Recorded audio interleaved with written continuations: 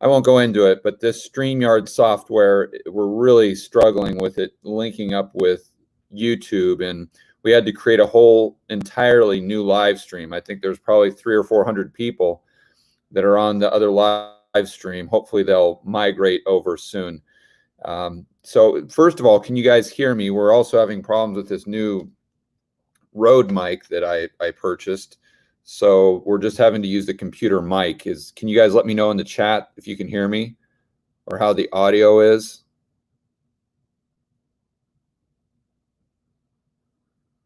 Yeah, I appreciate the end fed. Thanks, guys. Can you just give me one moment, please?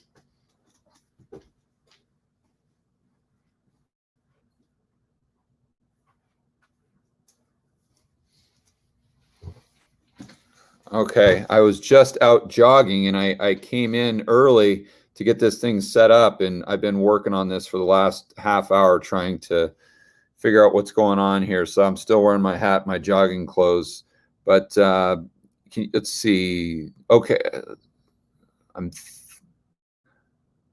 is that a hotel room? Yes, yes, yes, it is. I'm in Miami. Audio is excellent. Okay, good. Great. Sounds fine. Good. Can hear fine. Awesome. Thanks, guys, for the feedback. I appreciate it. And again, I apologize for anyone that was on the other stream. Hopefully, you guys were able to migrate over to this one. But we'll get it all ironed out for next week. Obviously, I'm traveling right now.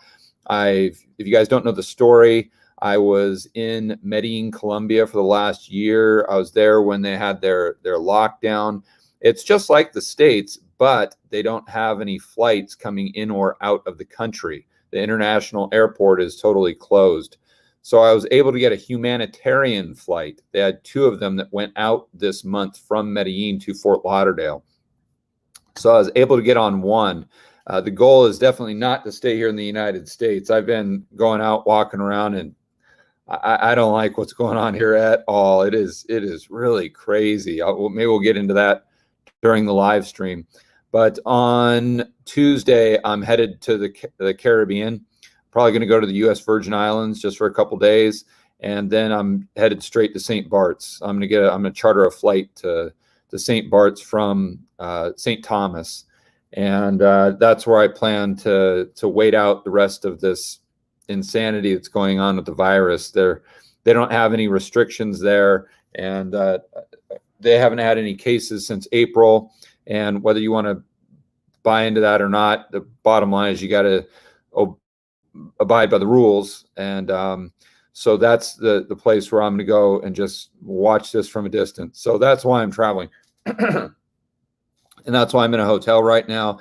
And the great news is I was able to come back to the United States. So we were able to stock up on electronic equipment. I got a brand new laptop, a MacBook Pro I'm talking to you guys on. Like I showed you this Rode mic.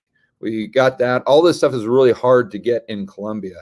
So as soon as I landed the other day, I just went nuts with all the electronic stuff. But obviously, we're just having a hard time getting it to work now. So anyway, let's go on to why you guys are here. And that's me answering some questions. Let me go all the way to the top. And am I still alive? I am. Frustrated, but alive.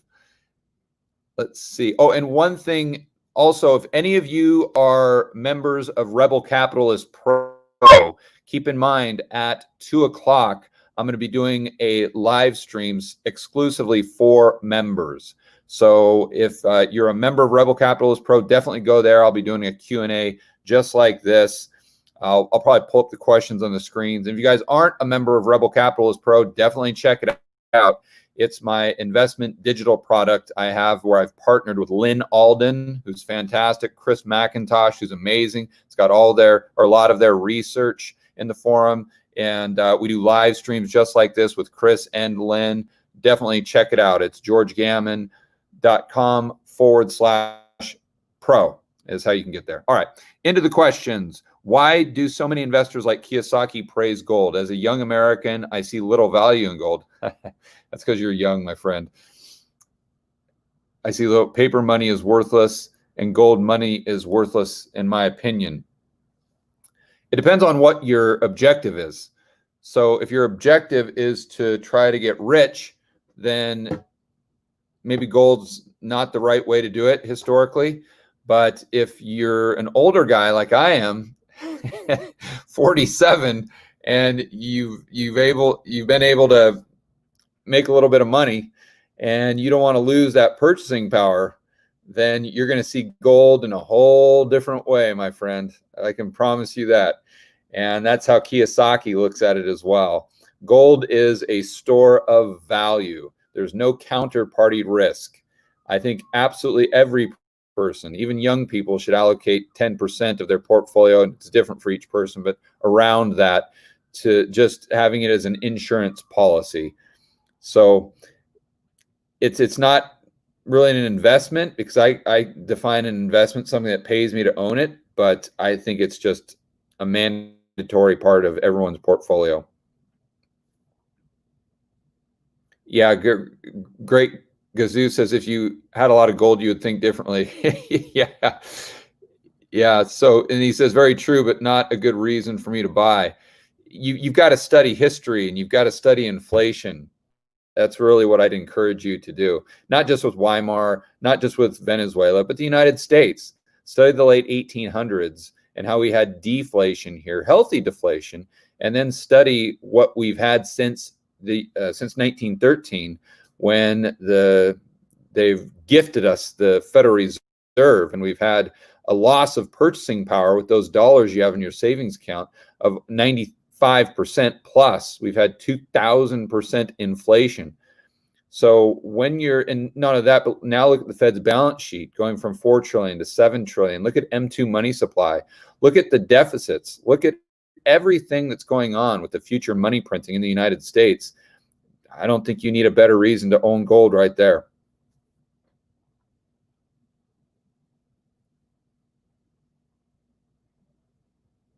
Okay, guys, if you have a question, just start with question in capital, please.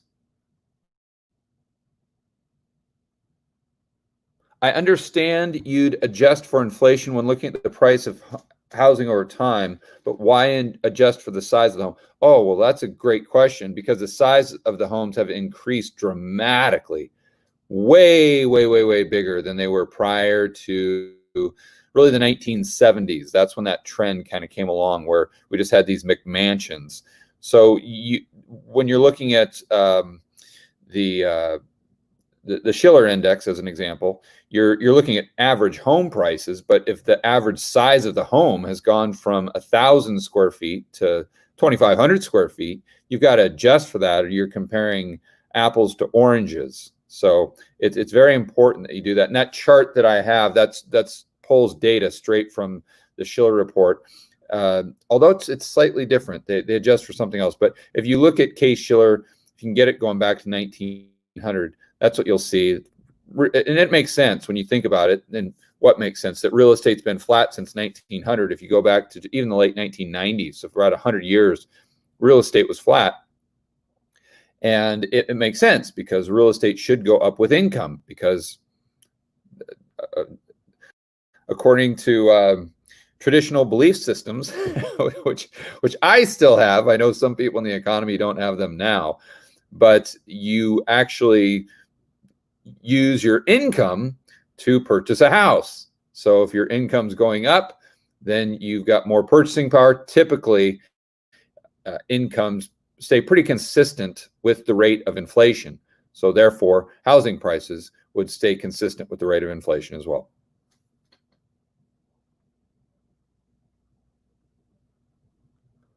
Hi, George. If the U.S. were to go back to a gold standard, what do you think the price of an ounce would be? Well, you've got to go back and look at a video I did, and I think it's on my homepage of the YouTube channel, where I outlined Jim Rickard's argument for that. Just work through the math.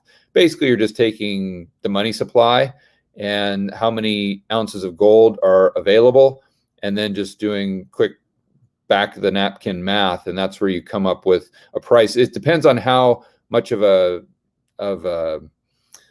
gold reserve you want. If you want like a 40% gold reserve, then the price doesn't have to be as high as if you had 100% gold reserve. If my memory serves me right, it ranges anywhere between 10 and 50,000 an ounce, depending on how much of a gold reserve you want to back each, or percentage of gold to back the dollars. So and make sure I'm answering this question thoroughly.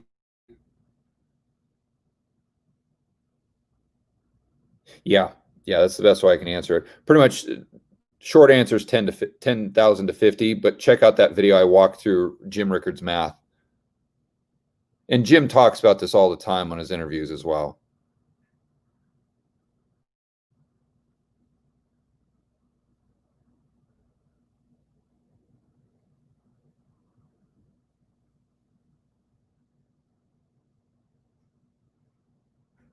Okay. Will the debt, Aaron asked, will the debt to GDP or socialism be the death to America? Well, it depends how you define the death of America, Aaron. I think, I don't know if I'd say socialism. I would say the wave towards Marxism. And if you watched my video that I did that outlined Jeff Snyder's argument on his show with my buddy Emil Kalinowski, they talk about how the Marxists view capitalism. And actually, Marx himself he wasn't a hater of capitalism. He definitely felt as though it had its purpose, but he felt it was very, very good to take a society from feudalism to the next step. And in fact, he admitted that it was better than communism to do that. But once capitalism got to a certain point, it gets to this stage they call late stage capitalism. And I don't think Marx referred to it as that, but the new Marxists use that term a lot. And then that's basically saying that capitalism has gone to its limit, and the only way for society to advance is to abandon capitalists for the communists to steal the means of production from the capitalists to advance society forward. And if they don't do that, the capitalists themselves will destroy the entire society that they were so good at creating because of their efficiencies. And this is the Marxists talking, not George Gammon, obviously. So I think that's where we are in the United States. And I think it's only going to get worse because, like Chris McIntosh says, you've got to look at what's being taught in the universities right now, and then you'll see what society is going to look like in 10 or 15 years. So you've got to go back 10 years, 15 years, and look at what was being taught in universities then. That's what we're going to get right now. And it's Marxism. It's just simple. Now, are they going to call it communism? No, I don't think so, because of our history in the United States. But it's going to have the exact same effect. I think the way they'll roll it out is just increase taxes to the moon. They're going to increase corporate taxes. They're going to increase wealth tax. They're going to increase long-term capital gains. It's all the taxes, in my opinion, are going to go up, and they're going to continue to go up and up and up. And that's the way the Marxists, if you will, are going to take the wealth from the capitalists. And I think the government is going to have so many regulations that you're going to have this, although it's owned by the private sector, I think it's really going to be controlled by the government. And they're just going to extract the wealth from the corporations through taxation and distribute it. So you're not going to, I don't think you're going to have this, well, I think you're going to have a revolution, but I don't think they're going to come in and say, okay, we want communism. We want the government to take over the means of production. I think they're going to say, oh, we don't like capitalism. It doesn't work anymore. We need friendly capitalism, or we need socially responsible capitalism. They're just going to use a different word, but the net result is going to be the same. And that's that the private sector really doesn't control the means of production. And they're they're not being able to allocate resources properly like they would in capitalism. So I think that's really the direction of the United States and the Western world, for that matter.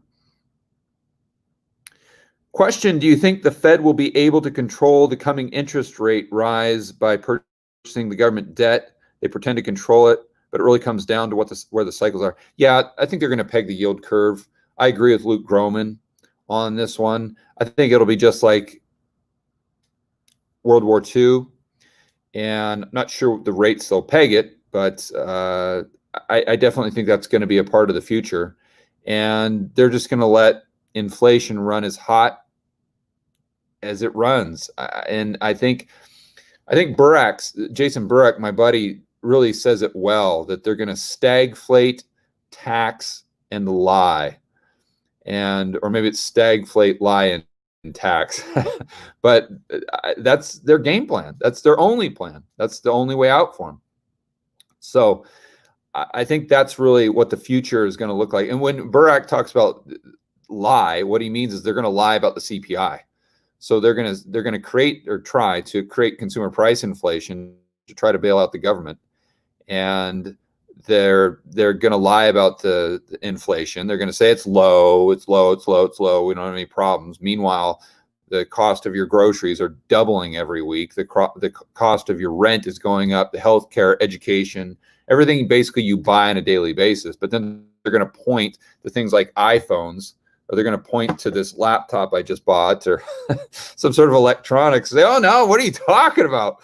We got to worry about deflation. We don't no inflation. No. We don't have to worry about that. That's gone. Inflation is dead. Don't you know? We got to worry about deflation. We got to print more money. We got to do more UBI. We got to get velocity up. It's all nonsense. It's all just a game, because it's a smoke and mirrors game, really. It looks like someone might have done a super chat. If you did, please, no super chats, guys. I sincerely appreciate it, but I've got a restricted time limit today, so I don't want to do the super chats, although I do sincerely appreciate the generosity and supporting the channel. If you want to support the channel, guys, seriously, just check out Rebel Capitalist Pro, because it's either 57 or 97 a month, and a lot of the people do $20 super chats. You're going to get way more value by just signing up for Rebel Capitalist Pro.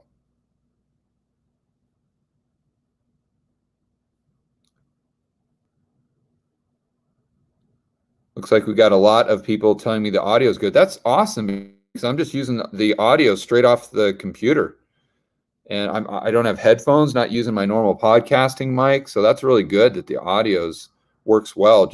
I bought one of these new MacBook Pros, and this thing's really, really awesome. Oh, saw a question.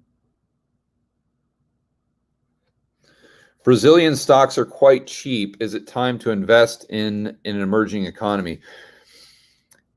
I mean, I don't know that I'd go and just and buy an index of the entire market. I know in some of our live stream chats with Rebel Capitalist Pro with Lynn Alden, she's done a lot of homework on some Brazilian stocks, and there's one she likes. It's a big beer company. Is it Ambev?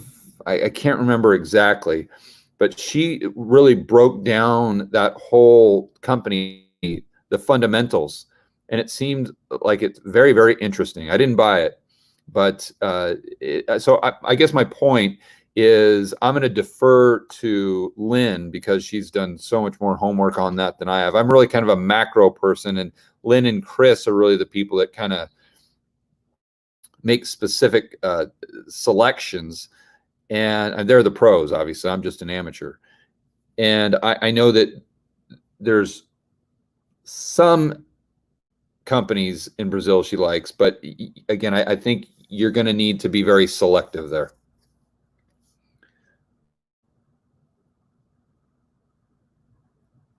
Let's see, we've got, oh, Bob, I saw your question, buddy. Where did it go? There it is. Bought 30 rentals in 2011, cash, high tech, Sunbelt. Good for you. Whoa, 14 cap. Ho, awesome, Bob. Good for you, buddy. You're going in there and buying them cheap. That's what I like, man. Buy them cheap. Good for you. After appreciation, now 6 cap. Cost of living and repairs rising and low interest rate. Time to sell 20. You bought 30. Bob, I think you're onto something, right? As you know, we got to buy things when they're cheap, which you did. Congratulations, my friend. But we also have to sell when they're expensive. And I started selling my rental property. Ambev, there you go. Thanks, Brendan. I started selling my rental properties. Now, I still have some of them, but I started to sell a few back in 2018 because I wasn't trying to time the market. The real estate market could double for all I know, but that's not my starting point. My starting point is just asking myself, is it expensive right now? And I thought that it was back in 2018, so I started to gradually sell. And you might want to do the same thing. Just start gradually selling them. Maybe now is the time to put 20 of them up on the market. Be patient. Let the market come to you. I wouldn't take any lowball offers, anything like that, especially if you're just getting all that cash flow. I might hold on to a few of them, though, because it's going to be tough, Bob, to actually parlay that liquidity into another asset class that's as good, even maybe at a 6% cap. But I just get some dry powder and hit the bid just so you've kind of locked in those gains. So good job. And yeah, I don't know if I'd sell 20, but I'd definitely start unloading some of them. And then maybe I'd look for areas or opportunities, find motivated sellers to get a super low price. If we have another wave, or it looks like we are, of this virus, then you've got some liquidity to go in and buy houses from, just parlay the money from your current properties, maybe into some that you can get maybe at a 2011 price if we have things come down, or maybe you find a motivated seller.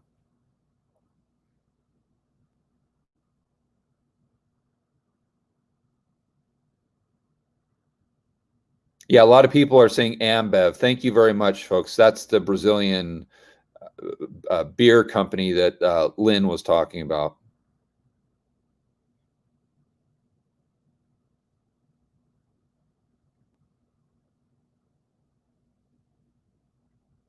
Okay, Lewis, given all the Fed printing, just as what happened in Japan, I'm guessing Japan, in Japanese yen, would we be able to balance the eventual inflation with a UBI to maintain domestic consumption while sacrificing QE?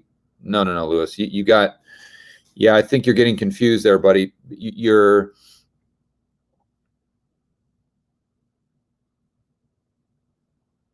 balance. No. UBI is going to exacerbate inflation. I think what you're trying to think through is maybe we do more UBI and less quantitative easing, and therefore we wouldn't see as much inflation because we're reducing the money printing by the Fed or the bank reserves, but we're just increasing the money printing somewhere else. And no, that would not curb inflation. Unfortunately, it would get it in the economy most likely with velocity. The velocity picks up, and you see just a massive amount of inflation. Unfortunately, what it boils down to, Lewis, is there's no free lunch. And it's if there's additional purchasing power going to one average Joe, there's going to be a reduction in purchasing power to another average Joe or Jane, just depending on what your balance sheet looks like. So if you're an average Joe or Jane that's been saving money, or you're a pensioner, then you're going to lose purchasing power. And then that purchasing power is going to be transferred over to someone who maybe doesn't have any savings. It's collecting UBI. It's just a transfer. There's no free lunch. You can just kick the can down the road. I mean, there is a situation where if everyone took the UBI and just went into the stock market, then okay, yeah, it's kind of like a similar thing to QE. How many people will do that over the long term? But again, it's still, there's no free lunch, because that's just going to drive the stock market higher, higher, higher, higher, till sooner or later you hit something where it deflates, and all of those people that took their UBI and went into the market, they're all going to get crushed and they're going to lose everything. So it's just, there's no way to print consumption. That's what it boils down to. If the consumption that's being generated in a country, XYZ, doesn't matter if it's the States, anywhere, if that's a result of them just creating additional currency units, at some point in time, that's going to come back to bite you. Whether it's through a misallocation of resources, malinvestment, whether it's creating a moral hazard, it's just, you have to produce to consume, bottom line. Hi, George. What are your thoughts on bank stocks at this time? Many trade at a significant discount, healthy balance sheets, payout ratios. I think there's a good argument on both sides. There's a great argument that you don't want to touch them with a 10-foot pole because of all the toxic, let's call them quote unquote assets on their balance sheet, and how many of those commercial books they have are going to go bust. But the other side of the coin is you've got to look at their excess reserves they have. And last time I checked, it was like over 3.5 maybe trillion in excess reserves. I mean, that is staggering. If you go back to 2008 or prior to the collapse, the GFC, I'm trying to think right off the top of my head. I know that chart well. I would say there was maybe 10 billion with a B in excess reserves. Now there's, call it 3.5 trillion with a T. So they're much better capitalized, that's for sure. Their loan books might be worse, but you kind of go back and forth. So everything is a function of price to a certain degree. And so although banks might not be great, they got a lot of problems. If they get cheap enough to where, they're probably not going to go out of business, although they're going to take a massive hit, then they become cheap. Personally, I bought Wells Fargo back. I didn't buy them when it dipped down in March. When it dipped down, I could get like a 9% dividend. I bought it then. I think that was maybe beginning of April, something like that. Now, do I like Wells Fargo? No, I think it's terrible. It's garbage. They've got a huge commercial loan book. It's probably going to go bust. Not Wells Fargo, but they're going to have to set up probably a special purpose vehicle to get rid of all the defaults, and it's a nightmare. It's a mess. But I mean, am I going to buy it and hold on to it for 10 years? Yeah, I mean, and again, it's not like I'm using 50% of my portfolio, but you go in with 1%, and it to me, it made sense. So, but I could argue for it going down just as easy as I could argue for it to go up. But I think that's the point, isn't it, guys? If you look at a lot of the investments I've made since March, almost every single one, I thought the stock or the commodity would continue to go down, but I bought it anyway, just because it was cheap. And you say, well, George, if you think it's going down, why don't you just wait till it goes down further? Because I'm not that smart, and nor are you. Because, and I'm not saying that in a way and to be condescending or disrespectful. Nobody is. Buffett's not. Druckenmiller's not. Jim Rogers isn't. Nobody is that good. We just, as human beings, we're not very good at picking tops and bottoms. We can have an opinion, but you're just going to get whipsawed. And just from an emotional standpoint, I know my strengths and weaknesses, and I just buy things and hang on to them, just forget about it. So I think I have such a huge advantage there because of playing blackjack for so long, and that you have to remove yourself from the outcome. So regardless of whether you win or lose a hand, it doesn't matter. Like, it just absolutely does not matter. The only thing that matters is that you played the hand correctly. And so I know that the only thing that matters is buying stuff when they're cheap. If I lose money on it, I honestly don't care. In fact, it sounds insane, but I would actually rather lose money on a stock or on an investment, knowing that I did the right thing based on the probabilities and my strategy, than make money on an investment where I know that I didn't do it right. I just got lucky. Because I know long term, if I continue to do it the right way, even though short term I'm losing money or that my stuff's going down, I know long term I'm going to come out ahead. Just like the casino is always going to come, the house is always going to come out ahead because they got the mathematical edge. So I know I went off on a tangent right there. I'm trying not to do that this week, but that's how I look at it.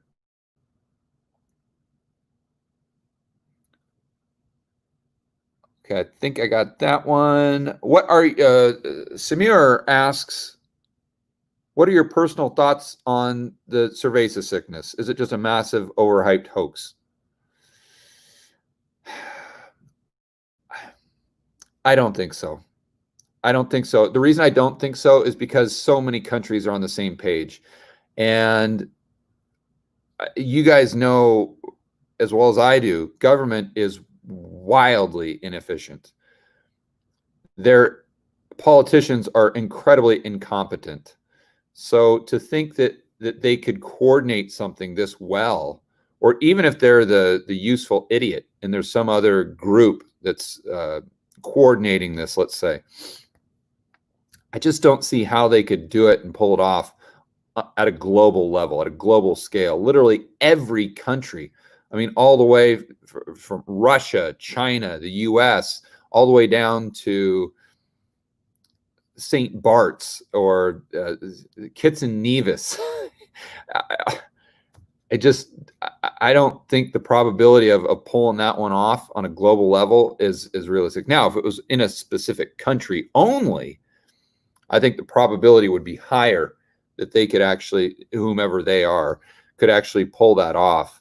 But I think a better question is, how dangerous is the cerveza sickness? Is it just the flu? Is it not? Personally, I kind of piss everybody off. I think it's worse than the flu. I think there's a lot we don't know about it, but I do not think governments should come in and shut everything down. I think they should give people the data they have, and I think they should allow people to make their own decisions. And then I think they should allow businesses to do business the way they want to. And I'm here in the Miami area, Miami, Fort Lauderdale right now, and there's all these mandatory, you have to do this, you have to do that. And the government is coming in and like spying on restaurants to make sure they're abiding by the rules. And if they don't, they're going to get these massive fines. I don't agree with that. I just agree with the free market allowing, there's liability from the standpoint of a business owner. So if you own a bar, if you own a restaurant, you've got to make a decision as to whether or not you want to take a risk to allow people to come in without wearing a face mask, or you want to be safe and say, listen, I don't want to deal with it. And if you make the wrong decision and you get sued and you're out of business, well, that's on you. You made the wrong decision. I don't think the government should be trying to manhandle this situation, because again, it goes back to my earlier comment where in my opinion, government is wildly inefficient. Most of the people in government are incompetent, and they're not doing what they think is best for you. They're doing what they think is best for themselves and to get reelected. And that's why I have a lot of experience with politicians, unfortunately, and I don't tell those stories most often. I think was on a podcast the other day. I can't remember which one where I talked about it. But back in 2009, I lost everything. Almost every dime I had. I was a self-made millionaire by the age of 34.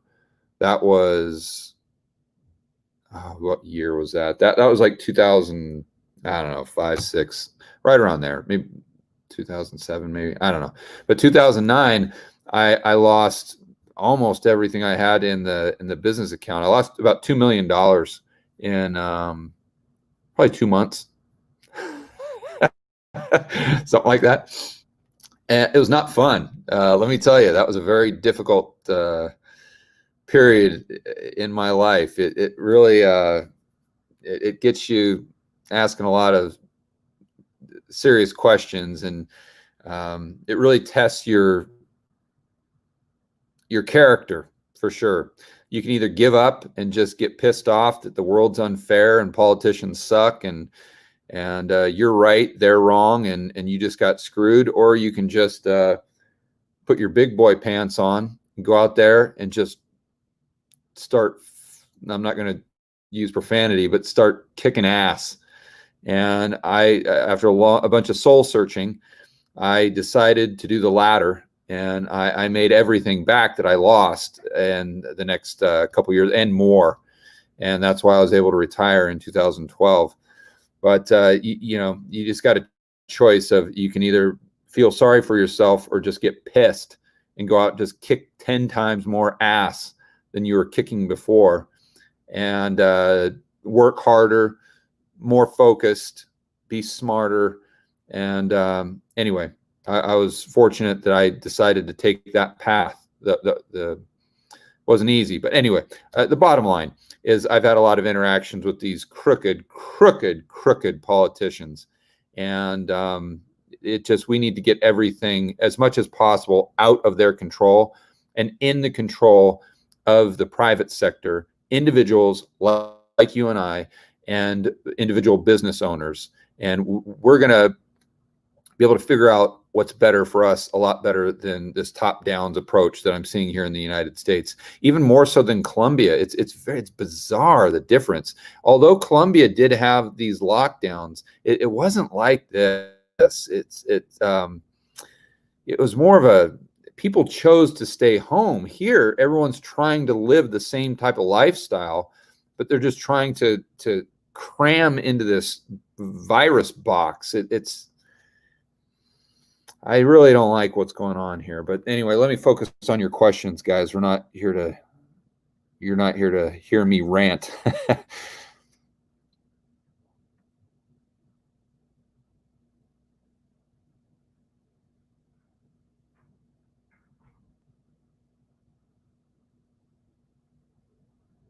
Shoot, sorry guys, the chat's moving pretty quick here. Here's a question from Sebastian. Can you talk about leveraging the Dragon portfolio, since without leverage, it will only deliver a 1.5% inflation adjusted return? Without leverage? I'm going to have to read that page, Sebastian. I was not under the impression that the returns were leveraged. Without leverage, it would only deliver 1.5% inflation adjusted annualized returns. I'm going to have to read that, Sebastian. I'm not familiar with that, but let me try to think through your question, assuming that's what's in the paper. And I'll definitely look at page 39. I've got the paper actually right up on my desktop here.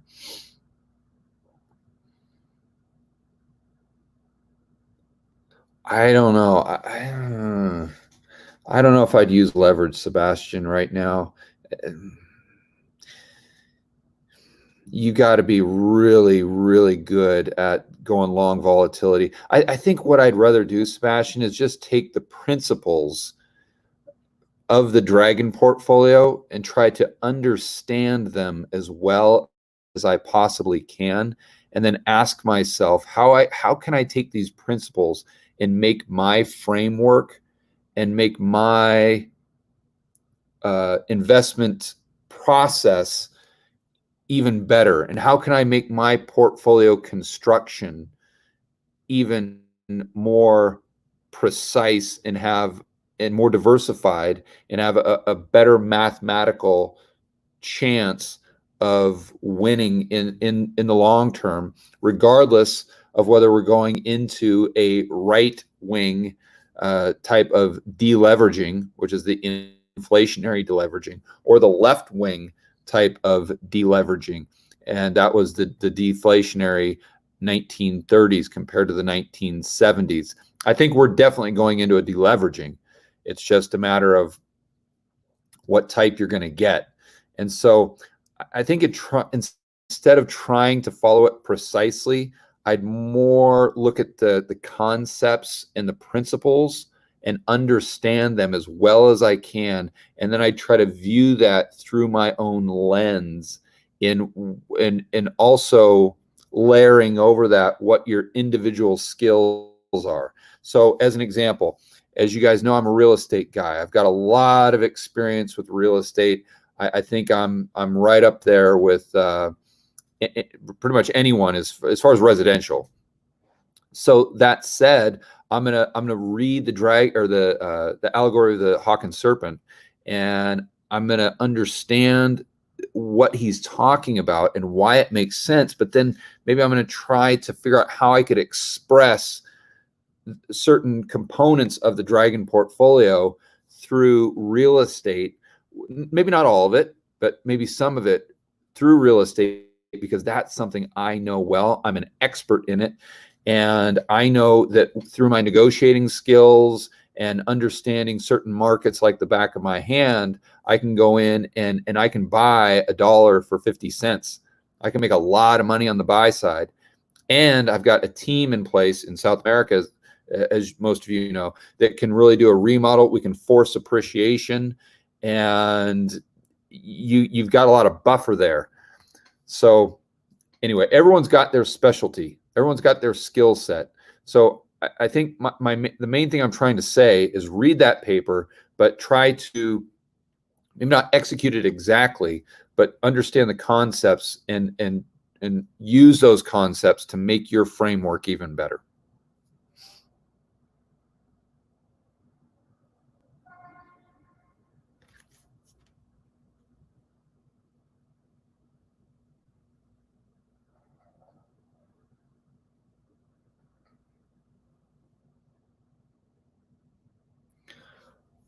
Okay, so we've got a real estate question from Isaac. Due to the current conditions, do you see any changes coming to the first-time home buyers program? I haven't used that program, Isaac, so I'm not sure how it's set up now. What I do know is, contrary to popular belief, the average down payment today is very similar to what it was prior to the GFC. Most people have this assumption that lending standards are dramatically better now, or dramatically more stringent and conservative now than they were back in, call it 2005, 2006. It's not true. It's not true. Maybe it is on the extreme margins. Maybe you don't have liar loans, but if you look at the average down payment back prior to the GFC, those last years, it's about 5%. And from the charts that I've seen that I've used in videos, now it's maybe 6-7%. So I would assume that the first-time homebuyer program is similar to what it was back then, but I don't know that for sure. So that said, I don't really have any insight on changes that could be coming. I can tell you that if home prices go down, or if we have another big correction in the market that's more sustained than the last one we had in March, the Fed, the government, they're going to try to create every single program to get people to borrow money that you can think of. So if it's not a first-time home buyer program, I'm sure it'll be something like that, that's just basically begging people to borrow money.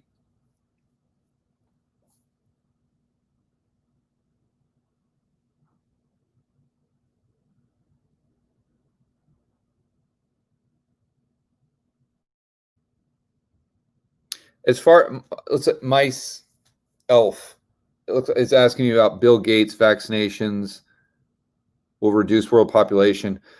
I haven't studied that enough to even have an opinion. I, I mean, it would surprise me. I hope not. Anything's possible.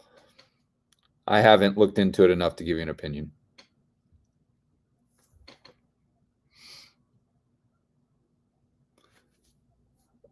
Hi, George, is the biggest question that I've been trying to get my head around.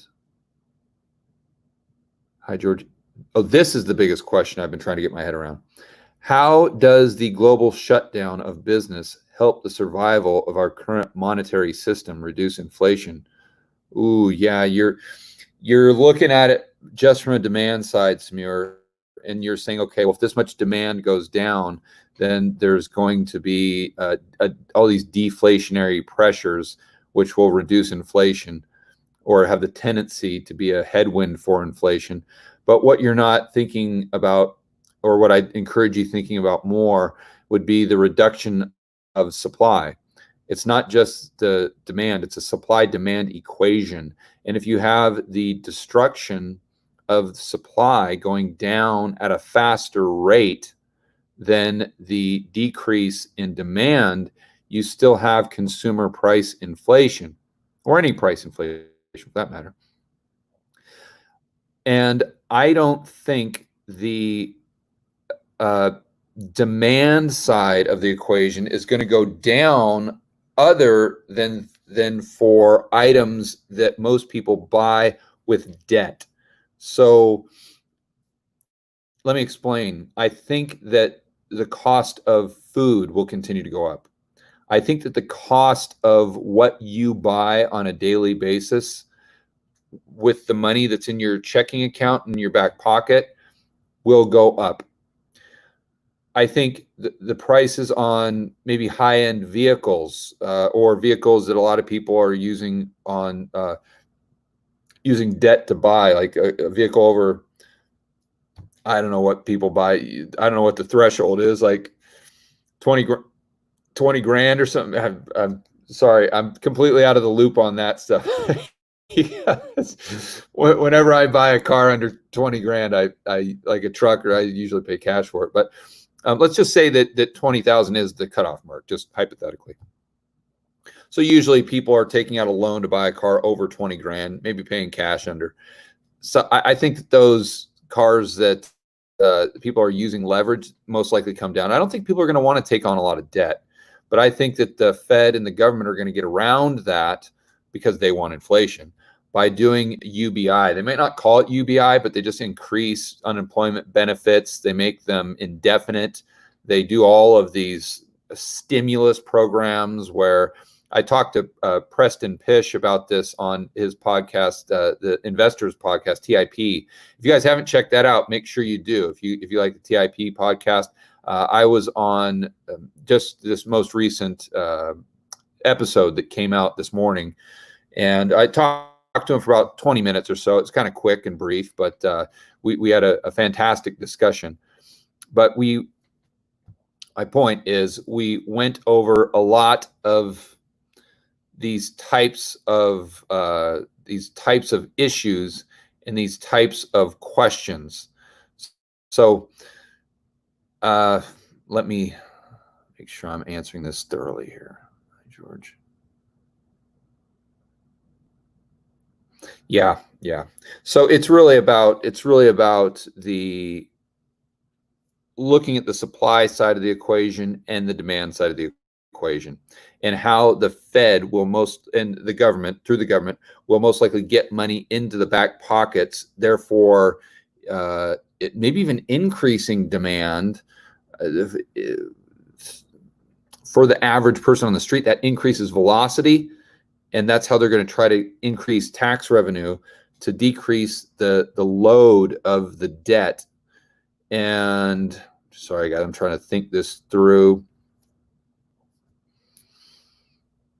And see, what they're doing is they're getting all that M2 money supply out with the higher velocity, and they're doing that while businesses are going bust, to your point, which is really reducing supply. So you might not have demand go down that much, but you're going to have a massive reduction in supply. I mean, yeah. Yeah. I don't want to go off too much on a tangent here, but the humanitarian flight that I had from Colombia, it was on Spirit Airlines. They didn't sell any of the middle seats. So how on earth is the airline making money there? They're not. They're not. There's no way. The margins with each one of these flights, people think, oh my gosh, everyone's paying $300 to be on this flight. They must be making a killing. No, no, no, no, no. The margins for each individual flight is unbelievably low. Like they might, I can't remember what the exact numbers were, but like each flight they make like $300. I mean, it's something crazy. The reason the airlines make a lot of money is just because they have so many flights a day. But each flight, if you just look at that individual as an individual transaction, margins are very thin. And that's if the flight's packed. My goodness, if you're not selling any first class or you're not selling the middle aisle, there's only two ways you can go with that. Number one is you go bust because it's unsustainable. Number two is you just jack prices to the moon because all those people that are in the aisle in the window are going to have to compensate for the lack of people in the middle aisle or the middle seat. So airline tickets go up. That's a good example of demand side not being destroyed because you've got UBI coming in from the government and all these stimulus programs, and then you've got a supply destruction from these businesses doing what they have to do to stay in business and jacking prices, whether it's through government regulation or whether they're just all their competitors are going out of business and their supply chain is more costly due to every single point at that supply chain becoming more expensive through what they have to do because of their liability in creating widgets and paying people more to come back to work because they're making a lot more by staying home through unemployment. You guys know my base case, and that's that we have consumer price inflation, substantial over the next few years, while at the same time we could have asset deflation, and at the higher end, things that you need debt to really purchase, those prices could come down as well.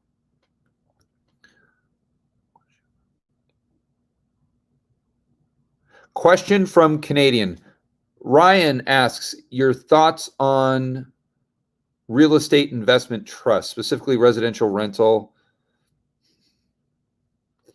mixed use in urban centers. I don't like anything in urban centers right now, Ryan. Yeah,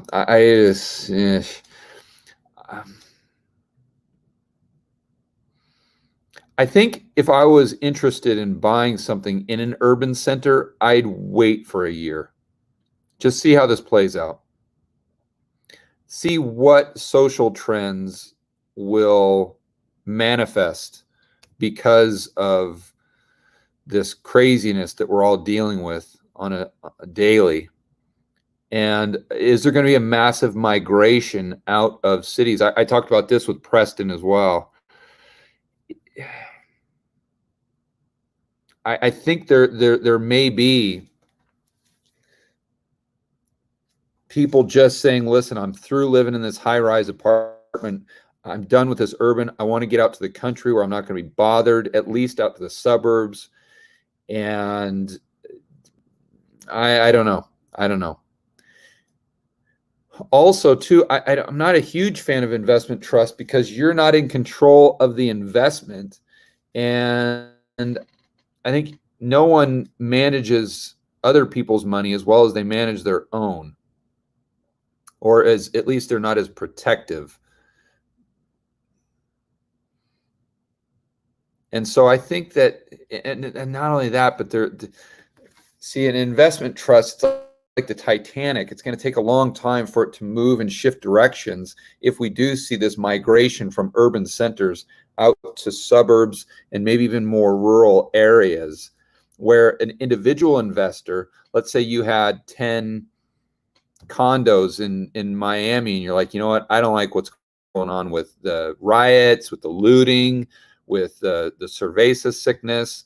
I'm just going to hit the bid. I'm going to liquidate these. And then you can, within 6 months, just do 1031 exchange, and you can go and buy some properties that you feel more comfortable having, where an investment trust isn't going to be able to do that unless it's super small, and I doubt it. So, I mean, if you have to use an investment trust because it's a 401k or IRA or something, maybe, but I would just much prefer to have control over those assets myself. All right, guys, running a little short on time, so let's I'll take a couple more questions.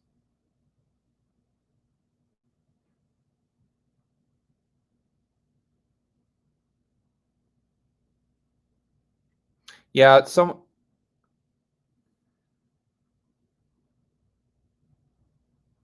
I saw a question on tips, and I was going to address that, but this chat sometimes moves so quickly and it's so jerky. Let me try to find the question again.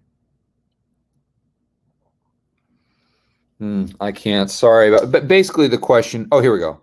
It was, why not talk about short-term tips because they're technically a hedge against inflation?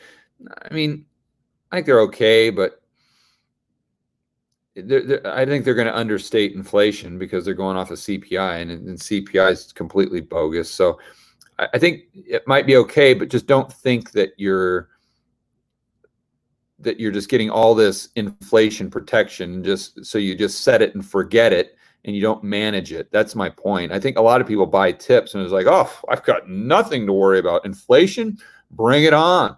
Who cares? I've got tips. And that's where I think you're going to get burned. So I'm not saying that you have that attitude, but if you do, I don't, you got to think through that. You got to understand that even if you're getting tips in adjusted for the real rate of inflation, you're still going to be losing purchasing power.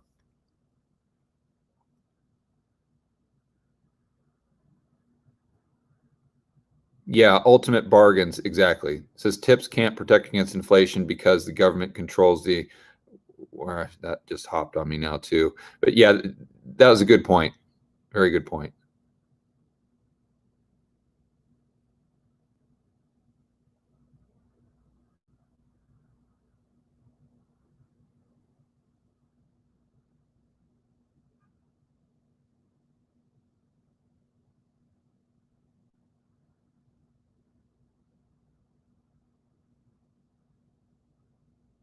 Okay, I see. So we got some funny questions here. Who would win, Snyder or Jerome Powell in a fight? That's funny. I would put my money on Snyder because he's just got like he just has like like an inner rage against the Fed. Oh, right.